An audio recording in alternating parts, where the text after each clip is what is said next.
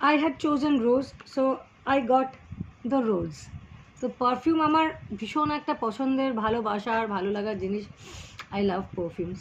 তো আমি 6খানা পারফিউম পেয়ে গেলাম দিওয়ালির আগে। উফ, I am feeling so excited and so very happy. আমি সেই জন্যে এই এক্সাইটমেন্টটা তোমাদের সবার সাথে শেয়ার করলাম।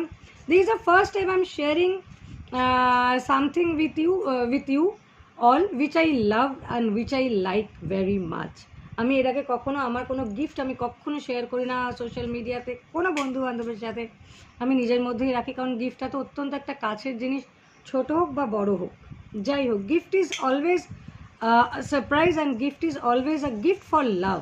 কেউ ভালোবেসে কিছু দিলে সেটা ছোট হোক বড় হোক, আমি সেটা খুব ভালোভাবে অ্যাকসেপ্ট করি। আমার কাছে সমস্ত গিফটের একটা খুব বেশি ভ্যালু আছে। আরেকটা গিফটও পেয়েছি। This is a purse. এটা পুরো একটা সিল্ক কাপড় দিয়ে মিক্স অ্যান্ড ম্যাচ করে এই পার্সটা তৈরি করা হয়েছে। একজন ভদ্রমহিলা বানান। তো সেই লেডি আমাকে এই পার্সটা দিয়েছে। খুব সুন্দর লাগছে পার্সটা। পুরো সিল্কের কাপড় এই পার্সটা তৈরি হয়েছে।